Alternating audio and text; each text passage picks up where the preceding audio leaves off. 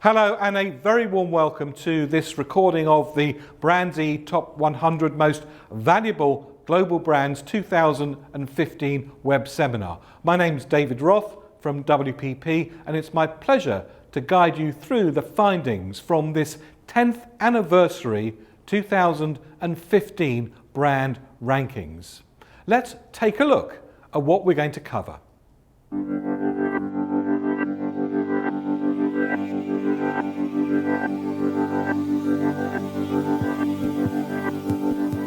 In today's live seminar, we'll cover how the brands are valued, unveil the new number one and the new entrants as we count down the BrandZ Top 100 Most Valuable Global Brands 2015.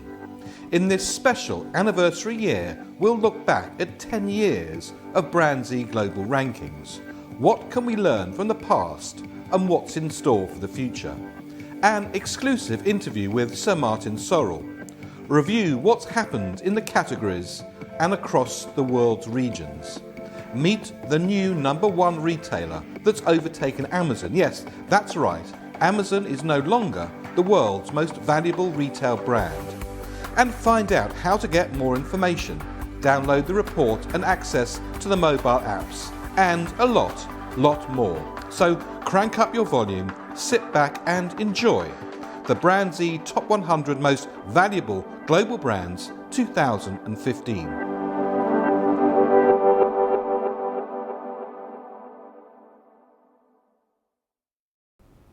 Well, I'm now joined in the studio here in London by Elspeth Chung, who is the person who's responsible at Millward Brown for actually calculating the brand values. Elspeth, thank you very much indeed for joining us. Hello, David.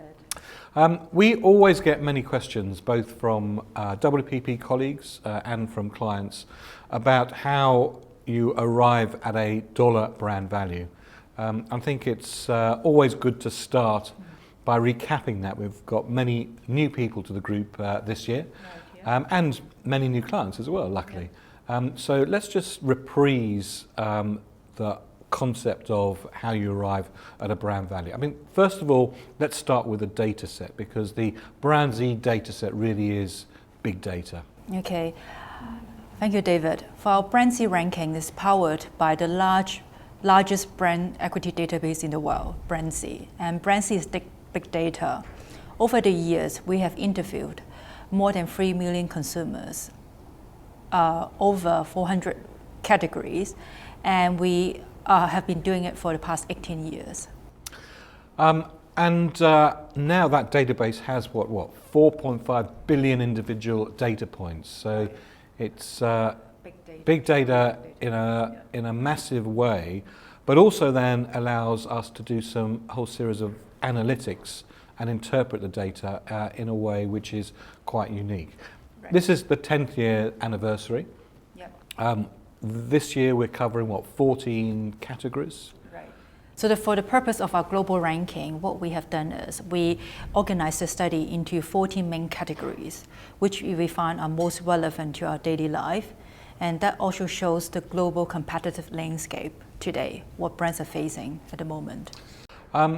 Why is the BrandZ data set so unique in a sense? We talked about just the scale of it, but that's just one side of the spectrum, isn't it? Yeah, BrandZ is very unique and different, as in we adopt one single standard for the global, regional, and the country rankings, and at the same time, we listen to consumers, and all our research are endorsed by more than 3 million consumers over the years. And this is the only brand ranking that looks at consumer focus as well as financial data. That's correct. And fuses those two things together. That's correct, and we're going to talk about it in a minute. But more importantly, we rely on credible market data from Bloomberg and Kantar Retail. And last but not least, our BrandZ Strong Brands portfolio is tested against the leading market indices. Okay, well, we'll be looking at those indices a little bit later on in this program. Okay. So let's just then take a final look at the constituent parts that make up the dollar brand value that we'll be seeing. Okay, so for brand value is actually the dollar amount that a brand could contribute to the overall financial value of a company. And there are two main inputs to it. Number one, financial value, which measures the financial returns that a brand could bring to the company, to the brand owner.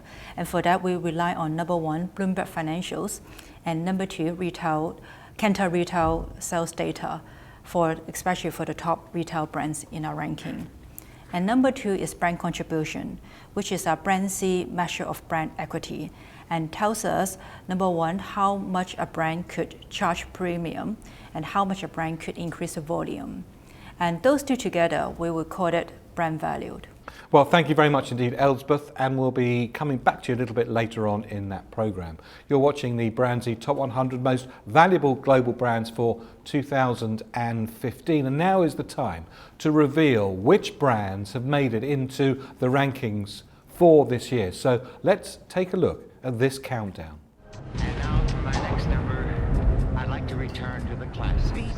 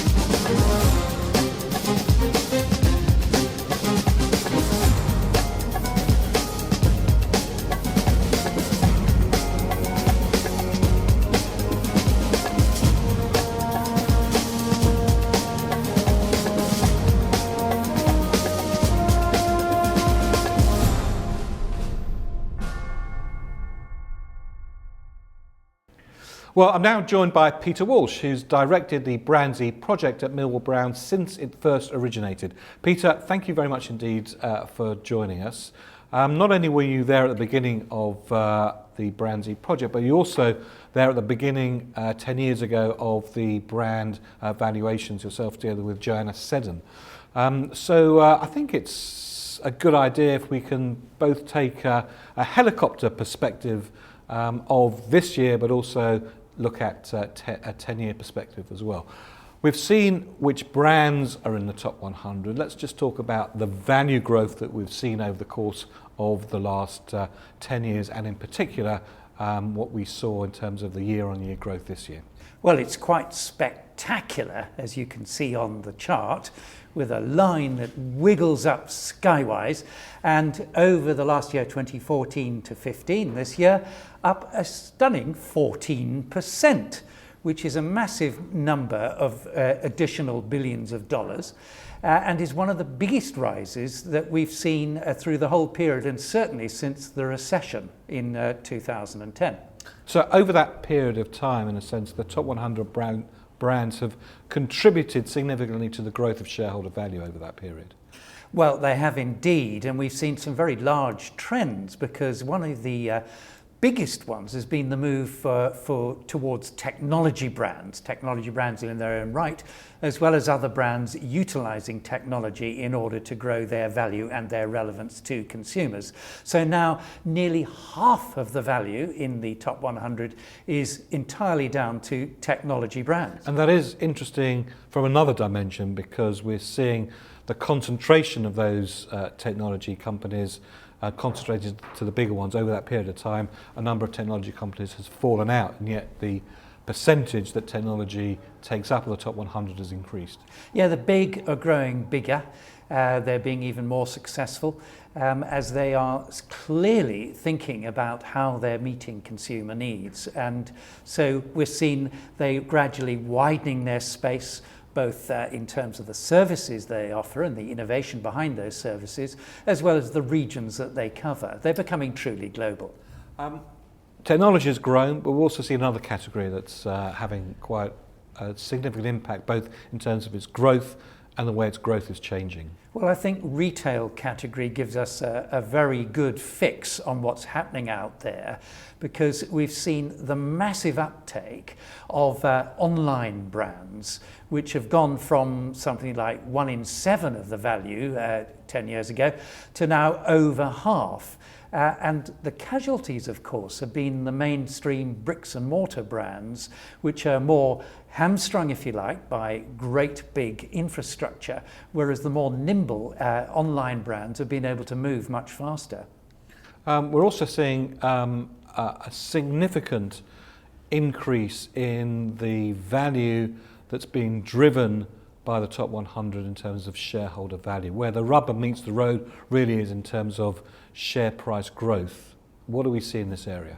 Well, I think we can't but forget, and the evidence from the BrandZ big data and these valuations absolutely tells us that the value of brands to corporations is staggering. They are some of the best investments that you could have if you are a corporation. And if you're an investor, again, you should invest behind those companies that have got great brands. Because if you look at the data, we can see that the top 100 most valuable brands with the highest brand contributions, that is, they're more meaningful, they're more relevant, they're more differentiated, and so consumers continue to choose them, their performance is a massive 102, nearly 103% over the period since we began the rankings, compared to the benchmarks of the S&P 500, 63% or something, and the more appropriate MSCI Global World Index,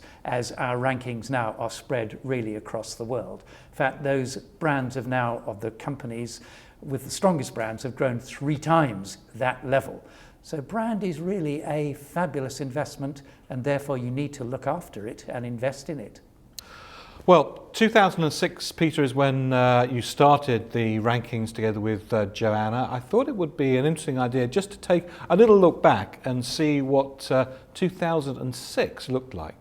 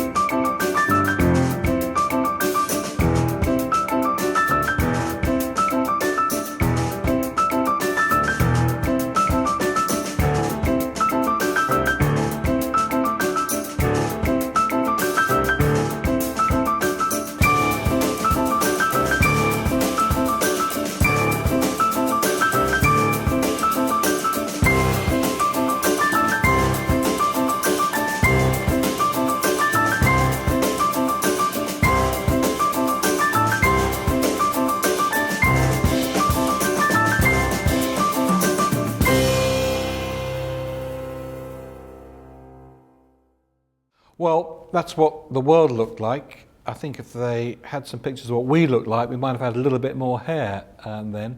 But let's just spend a little bit of time just talking about the key observations that we're able to make, looking at the top 100 brands in 2006 and today, delving into that treasure trove of BrandZ data, not just the valuation elements of it, but also how consumers see those brands. What are the key observations and key learnings from the last 10 years, Peter? Well, the first thing is the vital importance of great branding.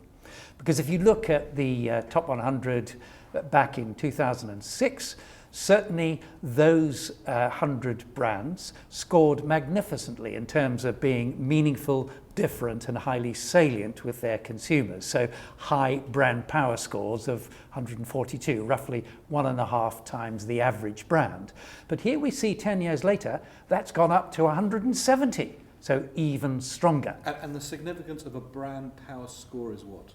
The significance of a brand power score is that the way in which consumers think about it, feel about it, experience it, manifests itself in the impression that means that they are much more likely to purchase that brand in future or to consider purchasing that brand in future because it's different, because that difference is highly meaningful to them, and thirdly, they feel and know about that instantly, so it's very salient in their minds. Now, clearly we've had brands that have come into the rankings, brands have come out of the rankings over that 10-year period. You've been having a look at all of that comings and goings. What can we learn from that as well? Well, this is a key piece of analysis because 58 of the brands were in 2006 are still in the rankings today, which tells you about the robustness and power of strong brands. And if you look at those brands, they have improved their brand equity score, their meaningful difference salient to brand power to 164. But unfortunately, the 42 that haven't stayed in the rankings, they didn't quite improve enough, so they're still very strong brands, 135, but they've dropped out. And the interesting thing is they've been replaced by a new set of 42 brands, which are even stronger. They're taking brand even more seriously, they're delivering on it, and as a result, they're getting into the top tier. It's interesting, isn't it, that Apple, our number one brand this year, wasn't even in the top 10 in 2006. No, it was number 23. Innovation, clearly more important than it ever has been. Well, Apple, you just mentioned, is clearly the definition of innovation from the consumer point of view. They believe it's different, they believe it's setting trends. And if you look across the brands that were in both years, so we can look at the value change over that time, the brands that are more differentiated, more innovator, if you like, so they're setting trends more, they've grown many, many more times than the brands that are perceived to be less so. So innovation is crucial to future success. It's interesting. Johnny Ives, Apple's chief designer, now has 5,000 patents in his own name, and that's actually more than Edison had. He's probably got more hair too. Okay, so innovation's really now important. What about love, in a sense? Well, love actually comes out of innovation when we look at our big data. So it's very clear that if consumers think that you're inventing something, innovating something for their benefit, and they try it and it's a really great experience, what happens is they fall in love with you to a much greater degree. And you can see again that the brands that are more loved are certainly the ones that are much more successful. Now, love isn't the answer to everything, because you can be loved but not very effective. But if you're loved because of what really matters to the consumer, that is a big value driver. So clearly the right type of love is important than just love on its own. I suppose that right type of love centres around this whole notion of differential. Certainly, because if you're different in a way that fits with your brand proposition, in other words, it's unique to you and drives forward just what it is that consumers really appreciate about your brand and your services, then that is again a winning formula. And you can see again these top 100 brands that are driving difference really are significantly more successful because they're absolutely meeting consumer needs. Well, Peter, for the moment, thank you very much indeed. Well, I managed to catch up with the CEO of WPP, Martin Sorrell, and I began by asking him to take a global view of what was going on in the economy today.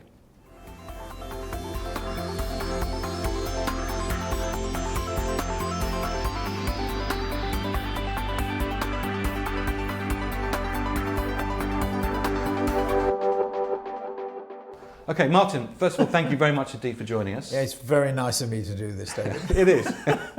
So 10 years ago, you came up with the idea of doing brand valuations. I don't think I came up with it, but Well, it was sort of the sort of miasma of it. Yeah, go on. Well, metaphorically so, Yeah, I that's right, suppose. metaphorically. Of fusing the BrandZ data with financial data to come Yes. on brand valuations. A lot has happened in the last 10 years. Yeah. As a global business leader, how would you characterise the last 10 years?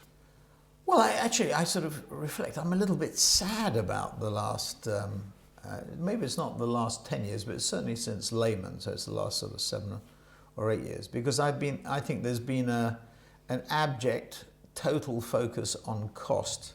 Why is it that clients have become almost totally cost focused? The rise of finance and procurement, I think marketing losing power, and I think the importance of brands or BrandZ, the importance of the top 100 brands, the importance of valuation, the importance of fusing the data, the brand data with the financial data, was that there was insufficient emphasis on the importance of revenue growth. This is the critical factor. This is the thing that companies have to do. To survive and prosper, you're not going to survive and prosper by cutting costs. There's a finite limit to do what you can do in cutting costs, whereas at least until you get to 100% market share, which is what we're all trying to do, there is no limit to what you can do on the top line. And the importance of the BrandZ data, the importance of the top 100 globally, or whether we do it in China or Latin America or India, where it happens to be, is it focuses everybody on the importance of that metric.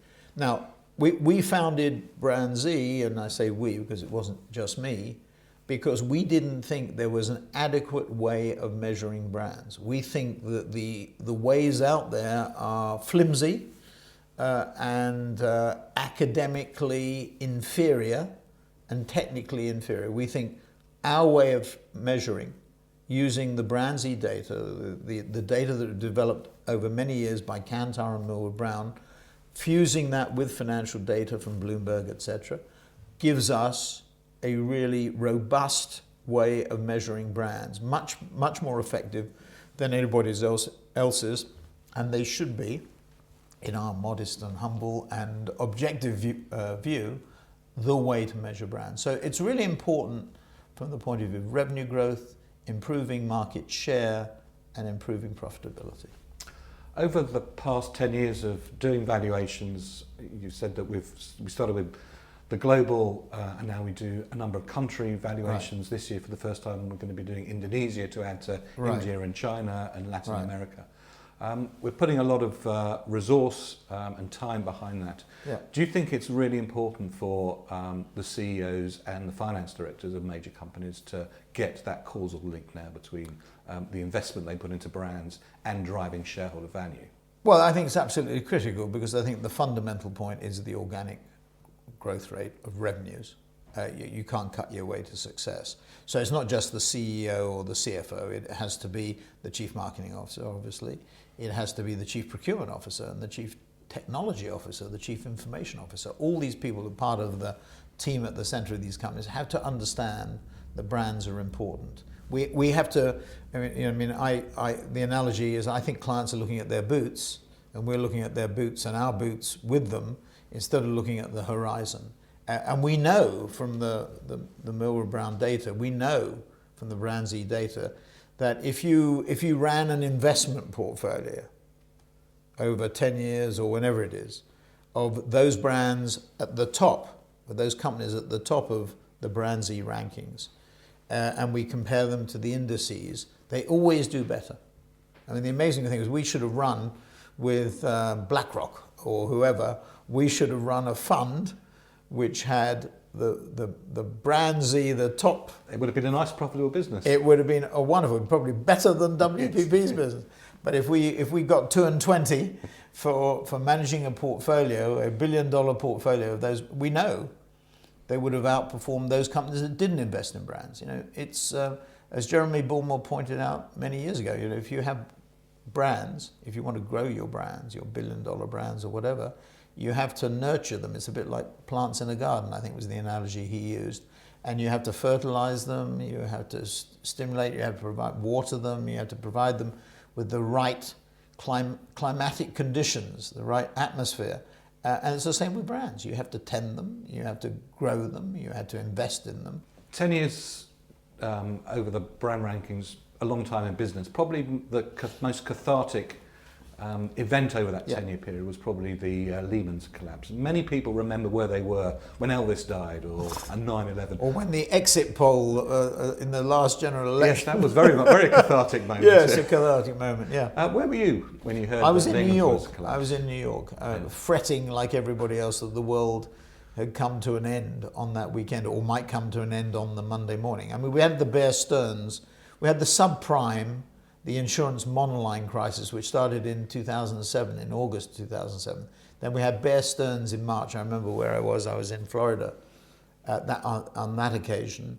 And then, of course, we had Lehman. And I think Lehman probably is the most important event over the last, and important for negative reasons too, because it has moved people. I don't think it had as dramatic an impact on consumers as it did on corporates. I think since Lehman, it reinforced behavior that was already starting, this cost-focused behavior, already starting to happen.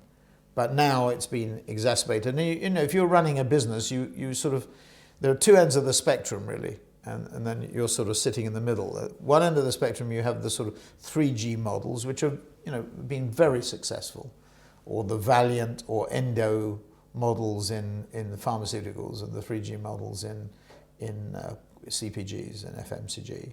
At the other end of the spectrum, you sort of have Uber and Airbnb, and of course Google and Facebook and everybody else, the disruptors.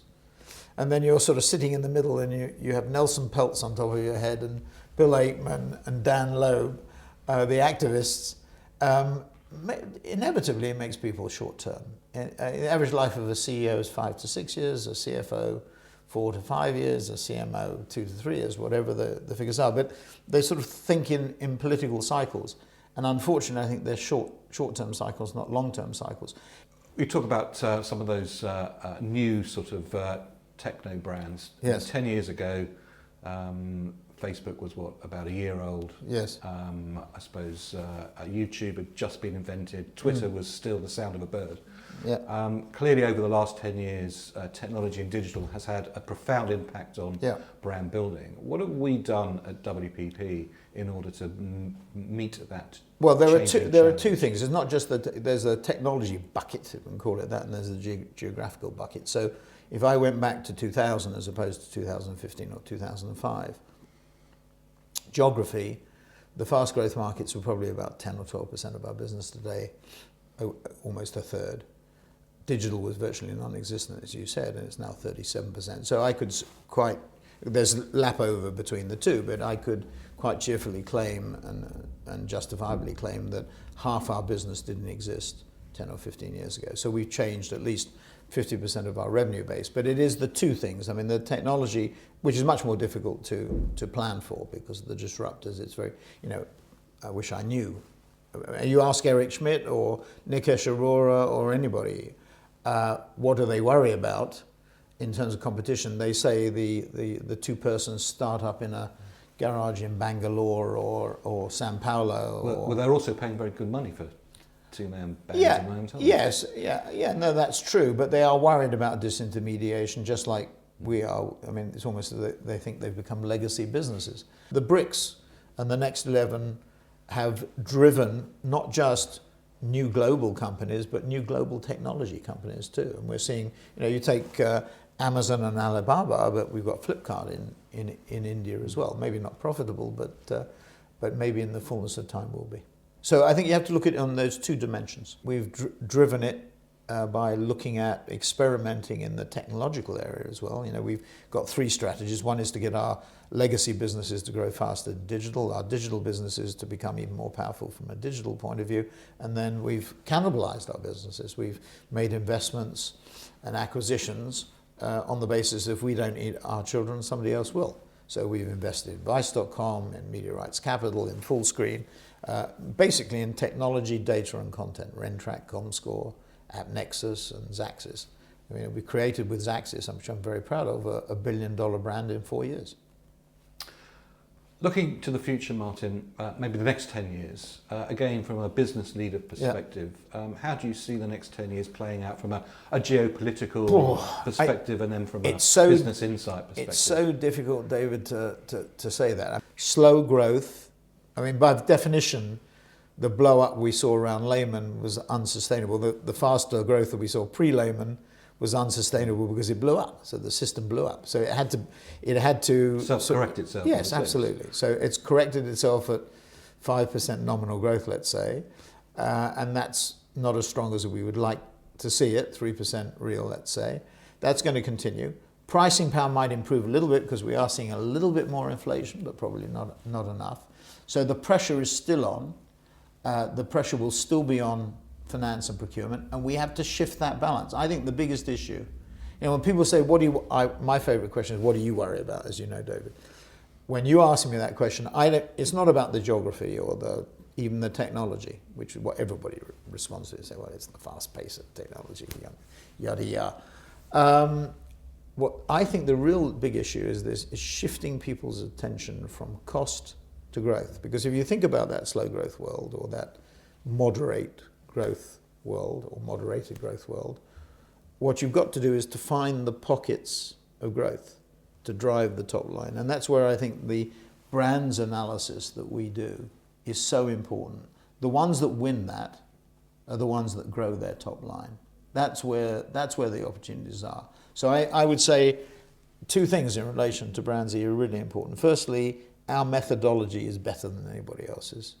It's quite clear in my mind that we should become the industrial standard. I'm subjective about it, I know, but we should be the industry standard because the methodology is better than anybody else's, and that's easily demonstrable. The second thing is, this is really important in the debate as to the role of marketing and the importance of marketing.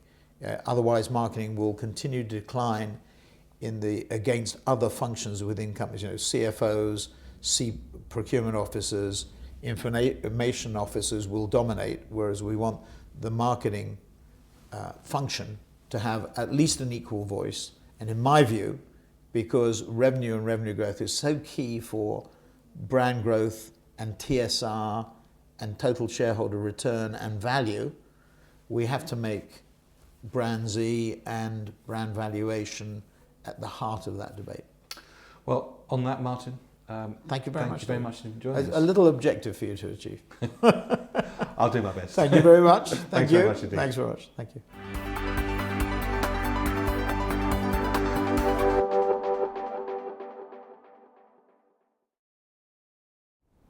Well, I'm now joined by Doreen Wang, who is the Global Head for BrandZ for Millward Brown. Doreen, thanks very much indeed for joining us now. Thank you, David.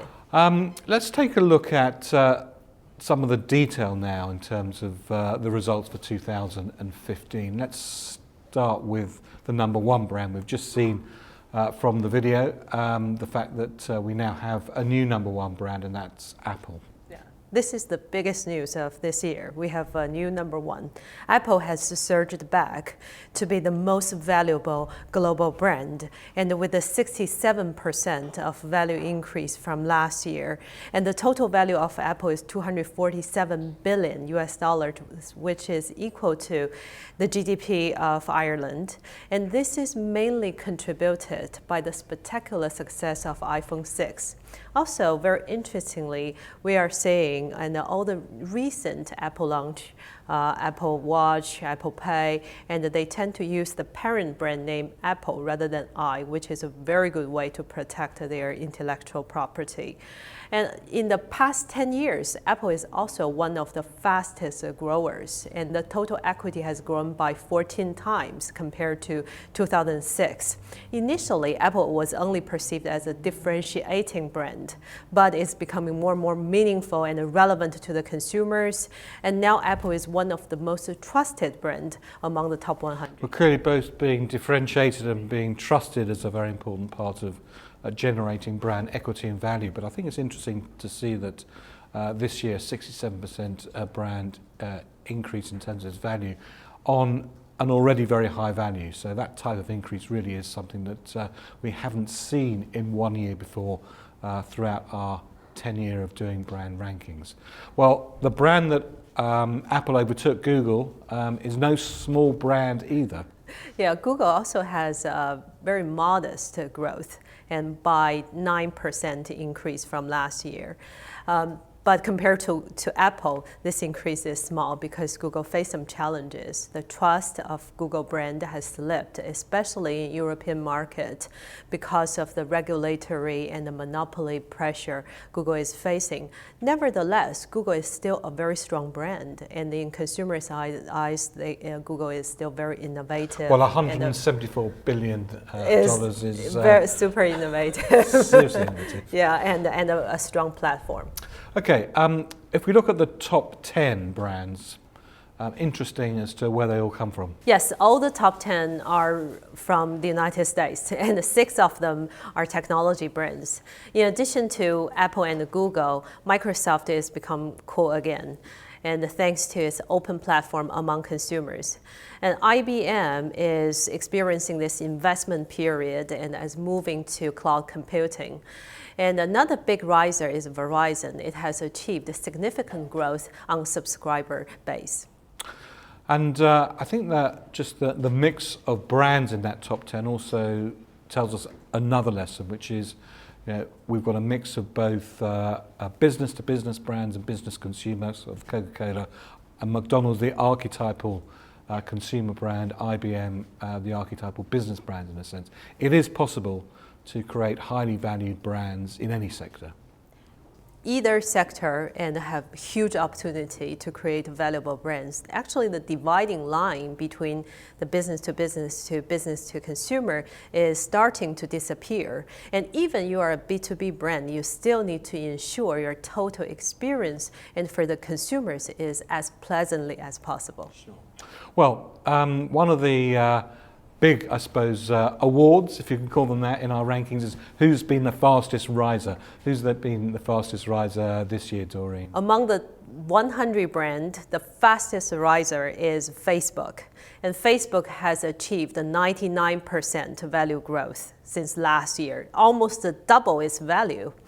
And Facebook, since the 2010, the first time Facebook is in the top 100 ranking, has already grown the brand equity for over 12 times. So it's a significant growth, not only because of the solutions and tools Facebook is providing, but also because the integrated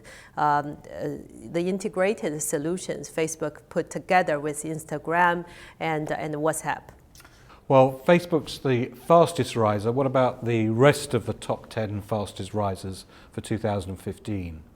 The top 10 risers this year, so we are seeing Facebook, Apple, Intel, AAA. So 3 drivers, and behind their fast growth. Number 1 is influence of technology. And so the top 3 fast risers, they all have recovered from some financial problems and start to provide even more innovative solutions to the consumers. AAA is a healthy alternative and providing healthy Mexican food in a very nice outlet. And in addition, we are also seeing a new China number 1, a new Asia number 1, Tencent, and 43% value growth, and providing from QQ to WeChat and the entire social life ecosystem to Chinese consumers. The retail marketplace undergoing some significant structural change and challenges, typified, I suppose, by the change that we see in our rankings for this year. Amazon now no longer the world's most valuable retail brand. Yeah, it's also very interesting to see that the retail sector has a new number 1, which is Alibaba, and the biggest IPO in American history, and made the brand's value of $67 billion US. And Alibaba's total value is not from multiple countries, it's only from China, the home market. And however, Alibaba's value has already surpassed Amazon. But on the other hand, for Alibaba, the next lesson is how can they adapt their established infrastructure from China into the global market? Well, the one thing's for absolute sure, Alibaba is not going to remain a Chinese-dominated market country for much longer. I think we're going to see some interesting moves from Alibaba. Let's take a look at those brands that have entered into the rankings in the top 100 for the very first time this year. So there are 7 newcomers for 2015, and a lot of them are from faster growth market. So in addition to Alibaba, we also have Huawei, the largest telecom infrastructure company in China. And Huawei is already establishing its presence in over 30 country markets. And also HDFC, the most valuable Indian brand, in servicing small and medium-sized business. And we have Costco and the wholesale hypermarket, which has received a high endorsement in developed market, now expanding aggressively in emerging market. Well, for the moment, thank you very much indeed, Doreen. Well, Doreen's spoken about Alibaba, as has Peter. And many of you might be sitting there thinking, Alibaba who?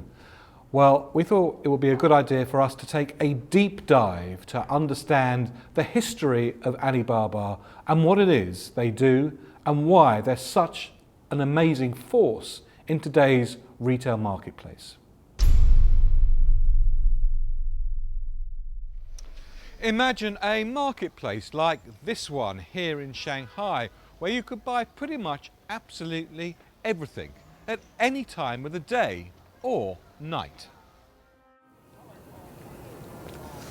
Since its initial public offering here at the New York Stock Exchange on September the 19th, 2014, one brand has gone from complete obscurity to an international overnight success story. It's created a massive online marketplace.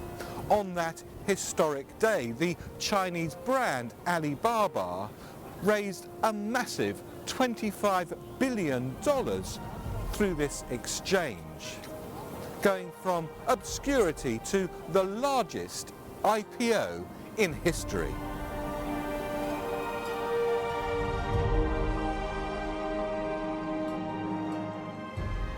Alibaba is one of 3 market-driven brands which combine to make up about half of the value of the BrandZ top 10 most valuable Chinese brands for 2015. Tencent and Baidu, the internet giants, Zhang, Men, Ren, are the other leaders.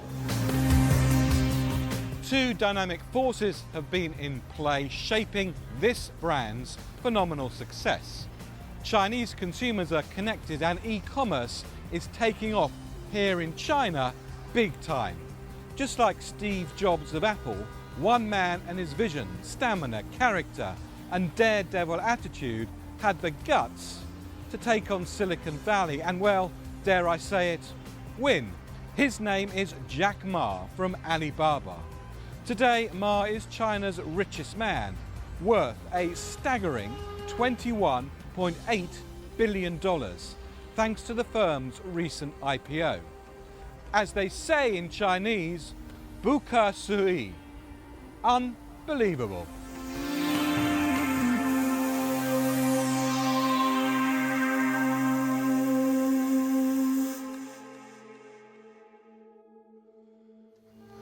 Ma famously thought of the name Alibaba and its association with a magical cave while in a San Francisco coffee shop on his first visit to the US back in 1995. He asked the waitress what she thought and was told it made her think of Alibaba and the 40 Thieves. For good measure, he then asked another 30 people outside on the street, and regardless of their own origins from Tokyo to Germany, most knew of the story of Alibaba and how the words "Open Sesame" revealed the cave's treasures stolen by the 40 Thieves. Alibaba, a kind of businessman, eventually outwits and defeats them. It's a strong brand association.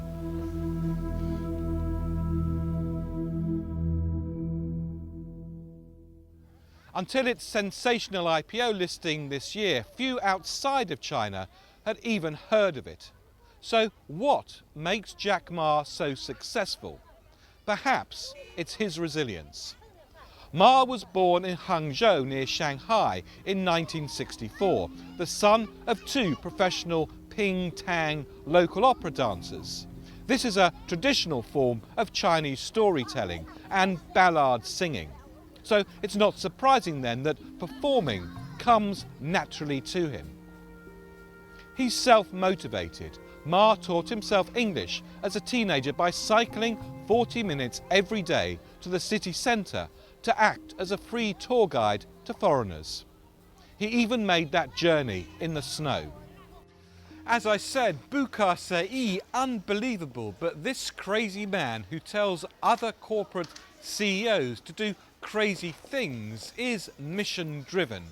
He's set out to make it easy for his customers to do business everywhere by helping small Chinese exporters, manufacturers and entrepreneurs to sell at home and sometimes internationally too. And his brand has done just that. The Alibaba Group has now grown into a multi-billion-dollar business. It runs e-commerce business-to-business services, web portals, an online currency and payment service called Alipay, and a shopping search engine. It's just added cloud computing services to this list. Today, Alibaba has 3 major sites. Alibaba, which is a business-to-business site, Tmall, a business-to-consumer site, and Taobao, a consumer-to-consumer site. It also has 7 other technology-related services that make up their commerce ecosystem. Together, Taobao, Tmall and one other, Zhuhaoshao, a price comparison and coupon site, generate more than 80% of its revenues. Alibaba's Chief Operating Officer Daniel Zhang is to become its new CEO, replacing Jonathan Lu. Zhang faces challenges despite recent improvements. Alibaba's growth is still half of what it was 2 years ago, and gross merchandise volume is still at its lowest growth rate for nearly 3 years. Chinese regulators are pursuing Alibaba for allowing counterfeit goods on its sites. but Zhang is a key architect of the Singles Day's success story, and its fourth quarter earnings were higher than Wall Street's expectations. Its marketing teams are imaginative and driven. In 2009, to boost sales, it created Singles Day, which now has become the world's biggest online retail sales day. It compares with Cyber Monday in the US, the Monday after Thanksgiving, which is also marketed as a big online shopping day. What began in China in 1993 as a student-led anti-Valentine's Day at Nanjing University, where single people could buy things for themselves, has been transformed by Alibaba. The November 2014 Single Day pulled off a record in sales, a staggering $9.3 billion just in one day. To achieve this, nearly all 30,000 merchants on the internet retailer's platform offered discounts, and a few days later 278 million packages were being distributed throughout China. And at places like this is a university campus just outside Shanghai, these packages today are being picked up by the students who made a lot of those acquisitions on Singles Day. And now there's talk of Alipay working with Apple Pay. The US is definitely in Alibaba's sights, in more ways than just one. Some even speculate that in the future there could be a marriage between Alibaba and eBay. From the dark of a thief's hidden cave to the magic of what could be stored in the cloud, Alibaba is an incredible brand story. Jack Ma is a living example of a person who's lived and contributed to the China dream and succeeded. He motivates others to aspire to and live that same dream, and in so doing, Alibaba is providing employment to many in China, particularly the young. Ma is a man who has done an incredible thing. He's created a brand that Silicon Valley is watching, and he may well rival it as well. Chinese consumers love Alibaba and him. Just like Alibaba's cave, this online shopping marketplace has treasures that others prize. But will he be able to keep its rivals at bay? And remember, in that fable story, Alibaba does win in the end.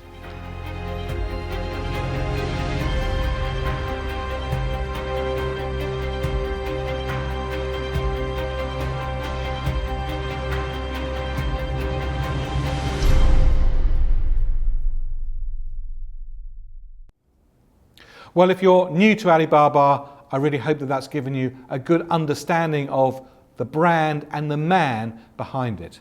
Peter, thanks very much for joining us again. We're going to take a look at some of the categories that are underneath the growth figures that we've seen. Let's first of all start by taking a look at luxury. Always a nice place to start with.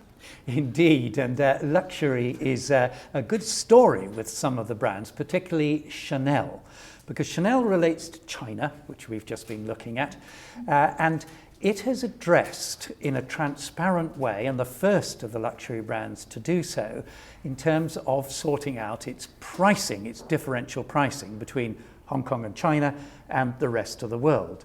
So it has reduced prices in the East, so that it's much more evened up. And part of the rationale is to ensure that China, one of their biggest markets, the consumers there can happily purchase the great Chanel products, in this case, in their local markets without fearing that they're paying over the odds. And this is crucial for Chanel because it means that those consumers can go and experience the brand in their local areas with the great experience in retail that can be offered there, so that the whole brand experience becomes a much wider and deeper engagement with the consumer. Now, luxury per se actually hasn't done very well in terms of the year-on-year growth, has it? No, it's been challenged very much by financials and exchange rate issues in China, slowing down its growth, Russia, Brazil, very important markets for luxury. But however, there's a great consistency with the luxury brands that are there, and although as a category it hasn't really grown, it bodes well for the future that they can really go back to what's really meaningful about those brands. Cars is interesting to look at, isn't it? Well, cars, again, another category that suffered very much since the recessions, hasn't grown at all, really. But when you look at two successful stories of Audi and Ford, again related to China, both of those brands done very, very well in China. Audi is very interesting because this leading growth brand within the car category, 43% this year, and in spite in China of no longer being the official government car, its sales within China, because of the strength and attractiveness of its brand, have gone up 25%. Apparel. Yes, another category that's been toughly challenged by recessionary times. But what we see here is a very interesting story about a brand leader and communications. So this is Nike. And what it's done, it's been a very innovative brand in terms of its products that it's developed and delivered, but communicating the essence and enjoyment and excitement of the brand through sponsorship of Brazil World Cup, Sochi Games, Super Bowl and so on. So it's a perfect example of the perfect storm, if you like, of strong brand being meaningful and communications on top of that. Well, Peter, for the moment, thank you very much indeed. You'll be back with us a little bit later on. Well, it's impossible in a programme like this to do justice to the vast amount of data and analysis across all the 14 categories that we cover in the BrandZ Top 100 Most Valuable Global Brands. But you can take a look at all of that and a lot more if you take a look at our new revamped website, www.brandz.com. You can look at it and play with the data. Take a look at this.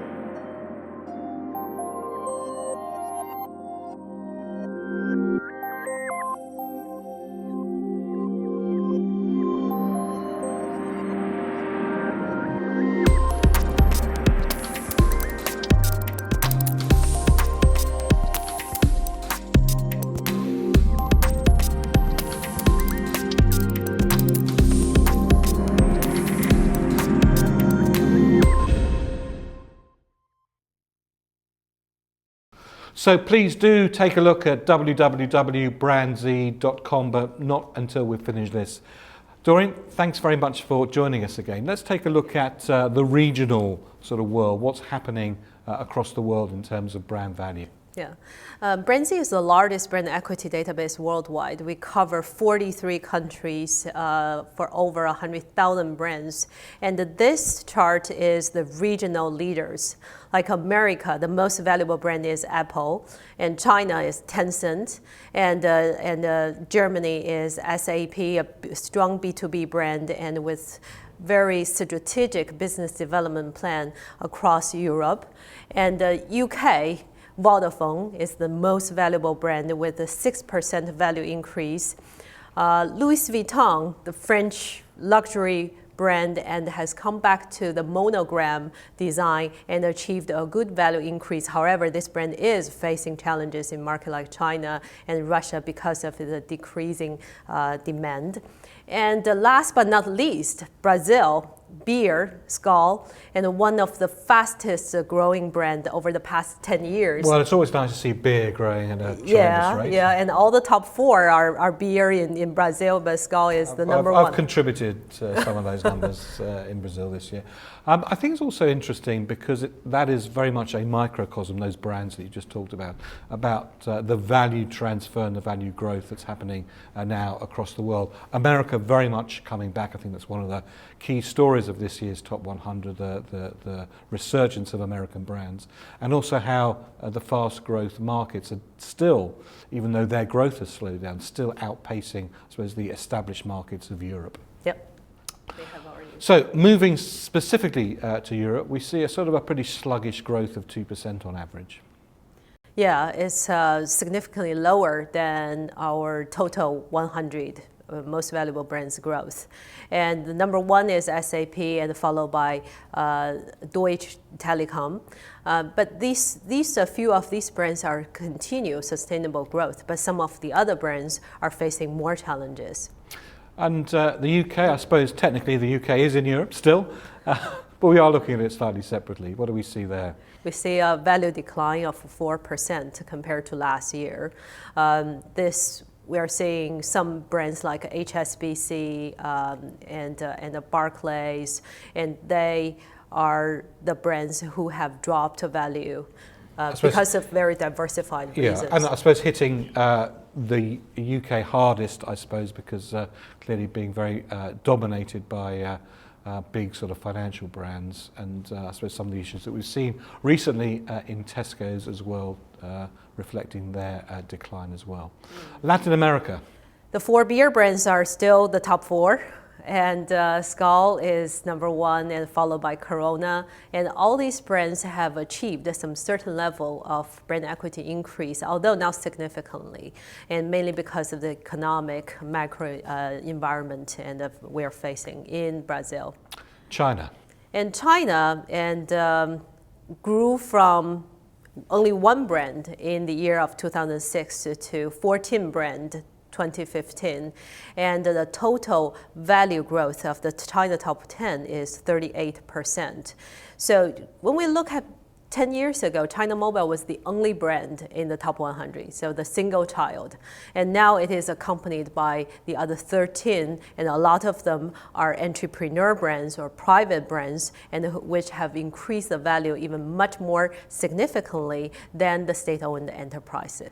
I think it's very interesting to see that sort of balance. You know, when we started doing the rankings in China 5 years ago, China Mobile was all powerful. It was very difficult to see any brand overtaking China Mobile in terms of its brand value, but clearly Tencent have done that this year. And Tencent and Alibaba have succeeded, yeah. And the sort of the change that we're seeing now in the more entrepreneurial brands in China growing at a significantly faster rate than state-owned enterprises. Okay, what else do we see from China in terms of the age of the brands in comparison to other markets around the world? So that's a very good question, David. When we look at these Chinese brands and compare it against US and European brands, and we find that the average age of Chinese brands is significantly younger than the other countries. They are on average 38 years old. So younger means less experience, but in the meantime, younger also means less baggage. So many of these brands are very ready to ride the digital wave and change their infrastructure to adapt to the needs of digital era and the emerging needs from the consumers. I think France is really interesting as well, sort of average age 102 years old, obviously reflecting the craftsmanship of some of the luxury brands. And legendary brand too. Okay, and moving on really to how the fast-growing markets have changed their sort of structure within the top 100 over the course of the last 10 years. 10 years ago, the fast growth market brands only occupies a very small percentage of our top 100 ranking. But this year, we are seeing almost 1/4 of the total value is contributed by fast growth market, mainly from China. And we're also seeing that this brand power is gradually moving from the European market to Asia and specifically to China. And so the next question is, we are going to see how many new emerging markets brands coming into our list, and maybe more Indian, more South Africa and Latin America brands will appear in next year's top 100, and we really look forward to that. Well, Doreen, thank you very much indeed for joining us. Well, as fast-growing markets are becoming more and more important for brand building around the world, we will, for the very first time, be looking at a new market to do a country ranking for 2015. Take a look at this.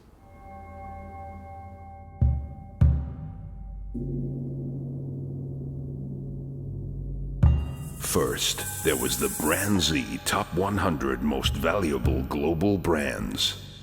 Then came the BrandZ Top 50 Most Valuable Brazilian Brands.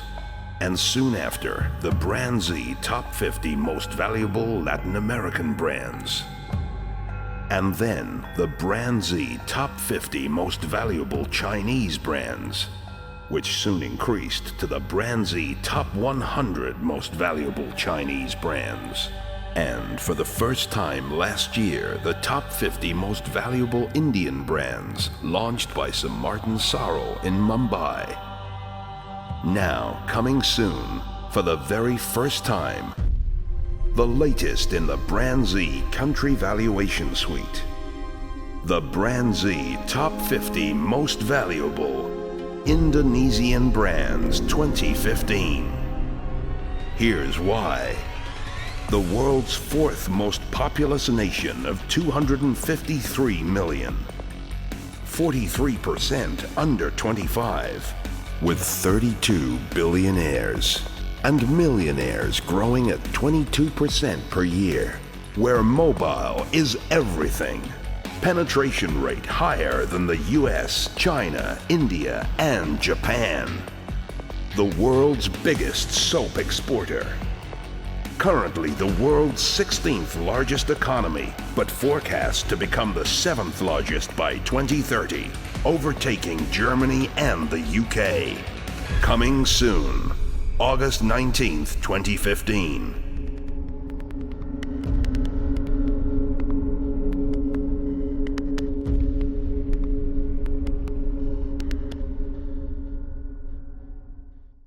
Well, so don't forget to mark on your calendar August the 19th for our latest brand country rankings. Well, Elsbeth, welcome back again. We want to talk now about the trends that we've seen across the various categories that we analyse in the top 100. What are the key observations that you can make from looking across the categories? Right. Over the years, we see that there are a few common trends that are shared among different categories. And let's focus on a few that we think are very big challenges to the brands nowadays. So first of all, disruption, the big bang. So disruption, a very good example is in the financial services category. So what happens to this category is it has been quite risk averse thanks to the regulatory requirements that they have to follow. And also they have been very reactive, very passive with technological innovations. So because of this background, the technology giants such as Apple, Google, In China, there are Tencent, Alibaba, and Baidu. They are given the permission to enter this category. It's exactly because of the financial services brands are very slow with what they could offer to the consumers. So this is number one. Another big trend that we will see is the growing health concern. So it's been around for many years. But what we see is, for this one, I have to go back to one of our fastest rises this year, Chapelade, a Mexican grill brand. They have been having a very strong pledge for health over the years. And to them, it's not just a written promise. Earlier this year, they have announced to ban on the use of genetically modified ingredients in their food products. And to that, this also come back to the quest for higher meaning in branding. Because for Chapelade, they are not just serving very nutritious, yummy food. They're also satisfying the consumer demand for healthier option, healthier lifestyle, and also environmental sustainability. So that's what makes them different. Elizabeth, thank you very much indeed. One of the key trends that cut across every single category is technology, and how brand owners and marketeers are using technology to build even closer bonds with their consumers and to use it for fast-paced innovation. One of the key disruptors over the course of the next few years will be the development of the Internet of Things. And we at WPP have an interesting seminar for you to understand the implications. Today, the only constant is change. With billions of new connections and trillions of data points, the next disruptive force is the Internet of Things, a new era for brands and growing brand value. Personalization, analytics, location insights and sensors will interact to change the way we communicate with consumers across the new path to purchase and profoundly impact the way we shop. Prepare for the future now. Join us for a WPP event for agencies and clients across the group. Retailing to the customer of one in the Internet of Things age. Understand the impact of the Internet of Things. Hear from industry visionaries and leading industry experts. See practical solutions revealing disruptive innovations, including a fast-paced fashion show style experience revealing futuristic Internet of Things designs from the leading design schools in Europe. Gain insights, ideas and actionable learnings. The new revolution in connectivity between brand owners, retailers and shoppers. Thursday, the 17th of September 2015 in London. Hosted by Emily Maitlis, BBC journalist and Newsnight presenter. In association with. For more information, go to www.internetofThingsAge.com.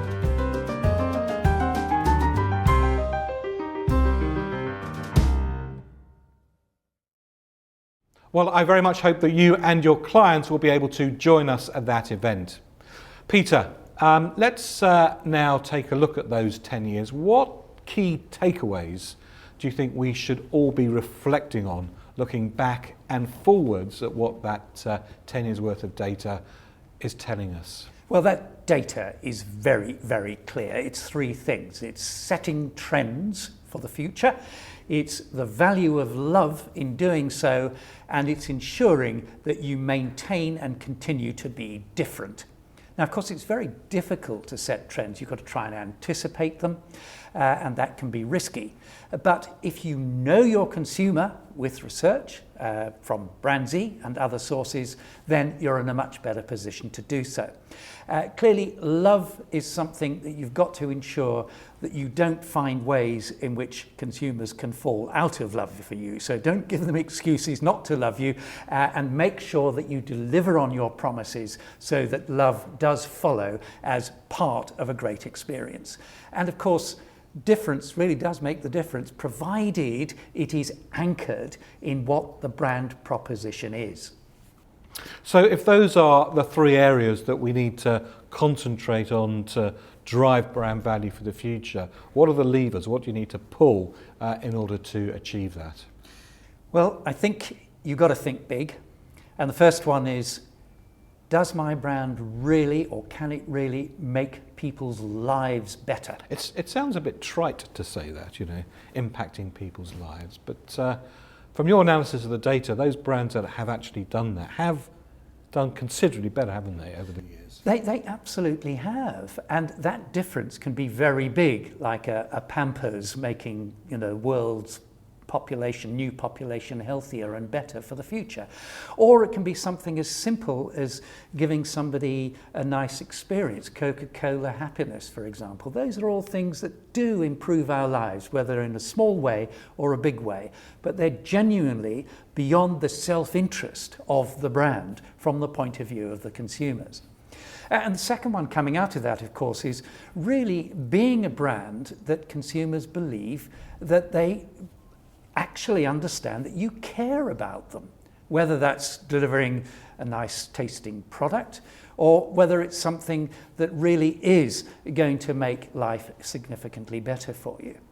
And those aspects, of course, if you can deliver those in a genuine, transparent way that's meaningful to consumers, means that what you are doing is building the core building block of valuation, which is becoming a brand that's much more meaningfully different. And you have to keep thinking about that. You have to keep delivering that with the brand experience. And crucially, your communications need to underline that in a way that reflects what your brand actually has delivered. Well, Peter Walsh from Millward Brand, thank you very much indeed for joining us. Well, during the process of taking the valuation data, understanding what it means and creating the report and the analysis, we've talked to many of the WPP company brand experts across the group. In fact, we've had many sessions of our sector experts across the world understanding and talking about the issues within their particular sector. And now is the time for us to hear a few things about what those experts are predicting the future is going to bring.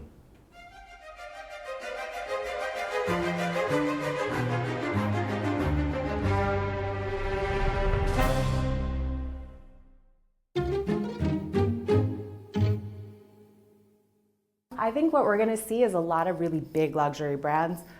They've gone mass in the past couple of years, and now that's going to contract. I think we're going to see a lot more focusing on the retail experience and really bringing their brands to life through that in-store. Also, you're going to see a lot of brands really making moves in digital. What we're going to be seeing now, I think, is innovation in the data center.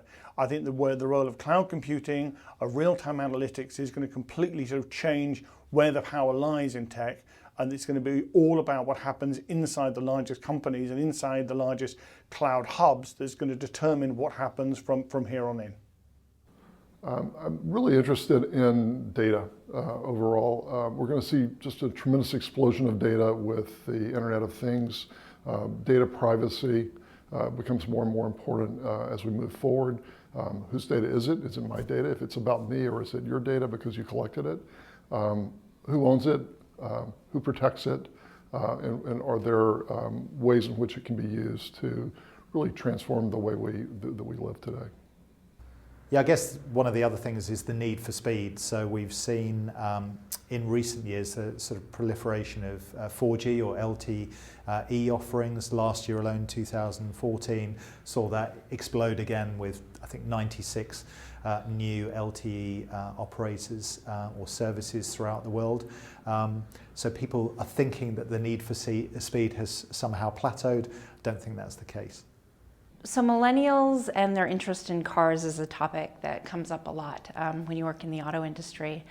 And I don't think it's as dire or drastic as they're not going to want cars, but certainly their relationship with cars is much different than it was for teenagers or people in their 20s years ago. So years ago it was very much a form of freedom, and now it could be seen as more, a burden, something extra you have to pay for every month.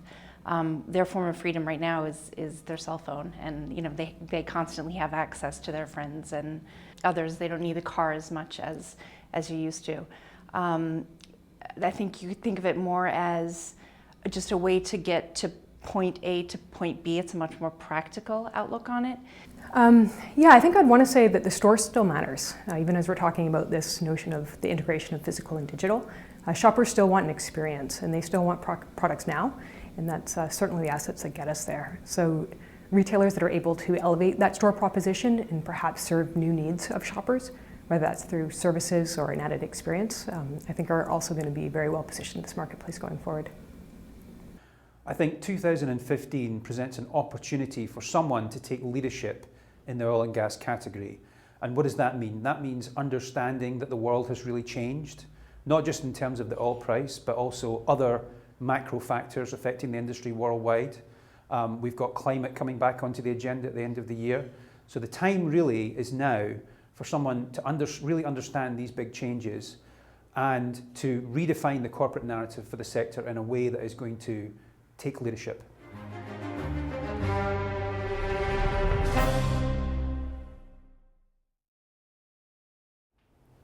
Clearly, with 4.5 billion individual data points, the BrandZ dataset is useful for many more things than just arriving at brand valuations.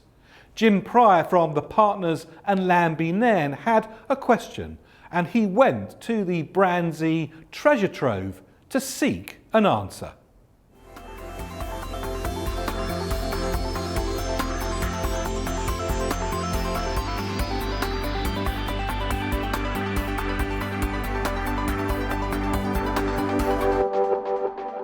Well, I'm here with Jim Pryor, who's the Managing Director of both the Partners and Lambie Nairn, something we like at WPP, a man with 2 jobs and just 1 salary. And in front of a very impressive trophy cabinet, lots of D&AD awards and many other design awards for the Partners. Jim, thanks very much indeed for joining us. You've gone through a very interesting process. We talked earlier in the webcast about how big the BrandZ data set is and I suppose what a treasure trove potentially it has. You had an interesting idea and delved into the BrandZ treasure trove to see what would come out of the thought. Tell us a little bit about that process. Well, we had a hunch really to start with, which was that it must be possible to use the data and the changes in data over time to show some causality around what's been driving brand value. And in particular, as a brand consultancy business, we were interested in seeing whether we could show that the type of work we do has an influence on how brand value moves over time. So we went back over 10 years of BrandZ data, looked at the changes in brand value growth for all of those brands within the database, and then cross-correlated that with data from Millward Brown on consumer opinions of those brands, looking at both how consumers perceived the brand in terms of how strong the idea that's at the heart of that brand is, how strong the identity of that brand is in the way that it projects itself over all the touch points, and compared that to consumer perceptions of how strong they felt advertising was with those brands. And the intention of that being to try and establish the relative impact of investment in each of those areas, or strength in each of those areas. So we've always, I suppose, through the last 10 years for brand valuations, been able to get to the numerical brand value of a brand. But I suppose you're, through this analysis, able to now start to help understand, well, what do you need to do, what levers do you need to pull in order to actually increase that brand value? Right, exactly. What drives brand value growth? Where's the ROI greatest? And not looking to say that one thing works better than another, but really what's the right combination? So I think what this data will actually help marketeers and brand owners to do is to make decisions about where is the right areas to prioritize, what are the sequence of events that one might want to look at in looking to drive growth and drive value into a brand. And what we were able to find there was some really interesting data. So what we found was that brands that have got strong brands working in parallel with strong advertising have grown by a vastly superior extent to those that have just invested solely in strong advertising or even those that have invested solely in strong branding. But there's quite a remarkable difference that one sees in the value that is created when a full and complete investment is made in branding in parallel with other marketing activities. So I suppose it's that sort of triangle of really understanding what the brand stands for and where its positioning should be, being able to articulate that well, communicating that, and then using both sort of advertising, traditional advertising, digital, and a whole variety of creative techniques in order to multiply that effect.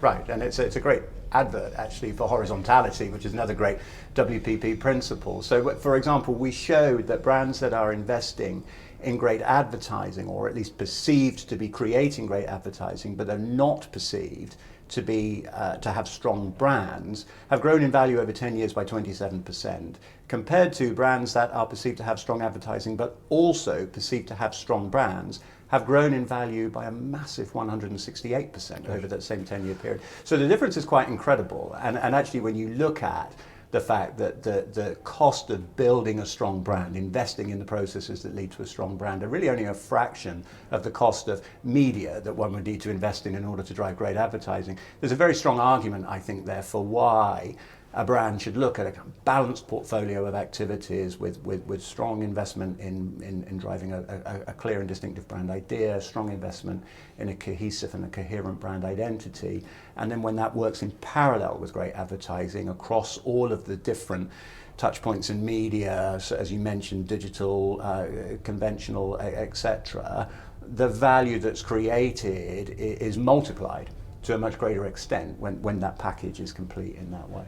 Well, Jim, a fascinating piece of analysis, and you can read more about it in the report, the BrandZ Top 100 Most Valuable Global Brands for 2015, and later on we'll be giving you information about how you can download your own copy. Well, for the moment, Jim, thank you very much indeed for joining us. Jim Pryor from the partners, also from Lamb & Nairn, and a number of other WPP companies as well. Thank you very much indeed. Thank you.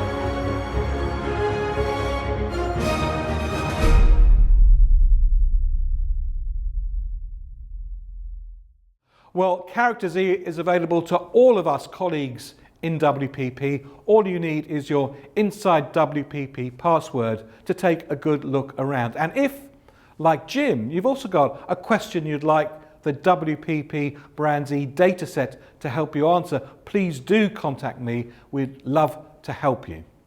Well, we've almost come to the end of the BrandZ Top 100 Most Valuable Global Brands 2015 webinar. In the report that we've created, you'll see a whole host of additional analysis and insight that's there for you and for your clients. It's full of insights from the 10 years and also looking at the year-on-year changes across all the categories that we've talked about and a lot more besides. It also contains thought leadership articles from a number of our WPP colleagues from operating companies right across the world. All you need to do is go to www.brandz.com and download it. There you will also find a whole host of other material that you can use. All the videos that we've showed today and a whole host more. So please feel free to download them and use them for yourselves, for your colleagues and for your clients as well. And don't forget BrandZ on the Move, our mobile apps. All you need to do there is go to www.brandz.com/mobile and you can have them on your device and take BrandZ with you and the data and brand news with you on the move. Well, all it's left for me to say is thank you very much indeed for watching. It's very much appreciated. Thank you to everybody who's appeared on this webcast today, to the team at Westbourne Terrace for the production, to TwoIn for the videos. Thank you very much indeed for watching. For me, David Roth at WPP, goodbye.